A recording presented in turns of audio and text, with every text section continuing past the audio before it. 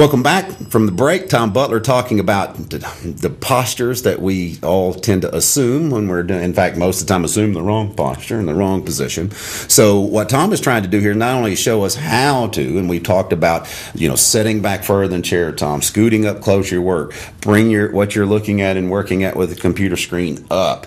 Don't stretch out so far. Get in that anatomically correct position. And taking the time, actually, I think that's probably our biggest thing, is we don't take the time to sit and go, oh, wait a minute, let me get in the right position first. We just start doing what we're doing. The next thing you know, it's an hour, and we're cramped up. And I love the 20-20-20 thing. If you saw it before the break here, Tom was talking about 20-20-20. That's 20 minutes. 20 minutes. Blink 20 times. And then in turn, focus on something else every 20 minutes. Just look around the room. To me, I'm kind of a hyperactive guy, so I don't have a problem with that, because I can't stay fixed and focused too long on any one thing. So maybe that's my ADD working there. I don't know. But anyway, Tom, as far as exercises are concerned, share a little bit more with us on what we can do here to help with this. That's great.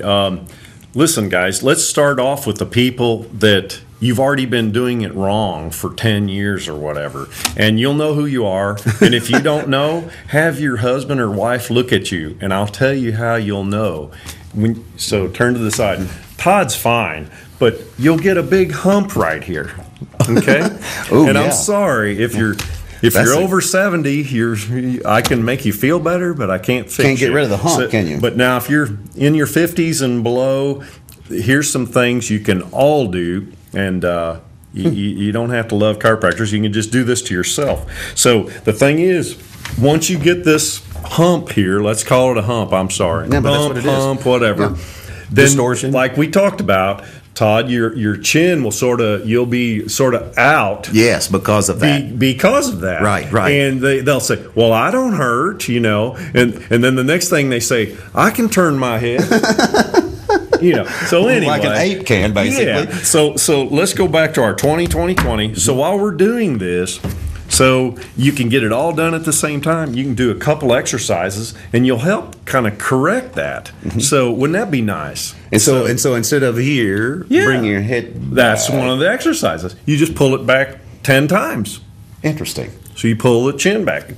It's not this way, folks. Yeah, right. It's like back. I always tell them your chin's like a railroad car, and you're just pulling back on the tracks. You're not lifting. Yeah, you're going straight parallel back. with the floor, basically. And the other one, you just put your arms out. And then you just pull back, and you kind of squeeze your elbows back behind. Yes. And you do that. Square everything up. Yeah. And that stretches the front, which gets too tight because we stay all drawn over, and then it contracts back here. Now, if you want to go to the gym, you guys can do the low cable rows and things like that.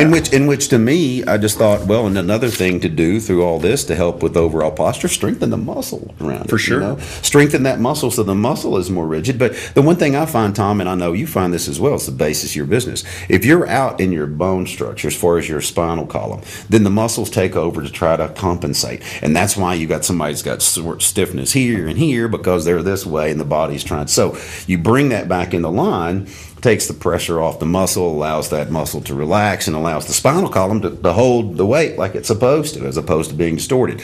But we have to work on that. I mean, not just coming to you, it's almost like you're fixing the problem, but the only person, at least temporarily, but the only person that can really fix it long term is that person doing these exercises and working on their posture, right? I mean, there's no way that, unless you want to pay Tom until you're at 90 to crack you and get you back in line or do ultrasound or whatever, you really need to do these exercises to be successful. Occasionally people say, I don't want to hear anything you say, Butler. I'm not changing. You just come here and you can fix me. You go, okay, that'd be $35. I'll say it costs you more. It costs you more, right? And you're going to keep me in business. Thanks a lot. And I call it job security. Job security for sure. But it's a shame, because what Tom's trying to do here is basically put himself out of business to some degree. I mean, he's trying to say, look, here's how you can avoid me, and that's what we really are trying to do, is avoid having these problems where we have to see chiropractors and doctors and those type of things. So that's the basis of this show, folks, is the very fundamental exercises and very basic exercises. And don't tell me that you don't have time to do this or it hurts too bad, because nothing about this or this hurts at all. Now, I come to the gym and I can show you some things that'll hurt you, that's difficult to do. But interesting, Tom, as far as wrapping it up here, spending the time working on your position before you start any of these things as far as sedentary, then work on these things that will help you exercise wise to put yourself back into that position. That's the real key here, isn't it? Yeah, and then since your job is stationary, move. So at your break time, move.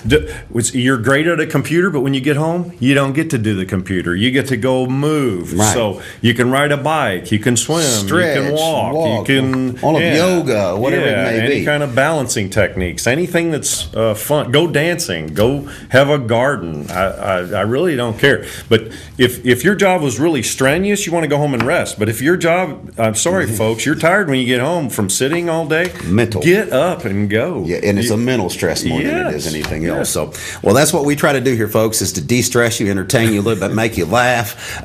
Listening to two goofballs talk here, it's a lot of fun, and we just try to bring you some basic information. So we appreciate you joining us here. Remember, folks, work on your posture. Sit up straight like your mother tells you to, and Tom gives us some great advice here on how to do that. So, Tom, we appreciate it. We'll see you next week, folks, on this edition of Understanding Your Health.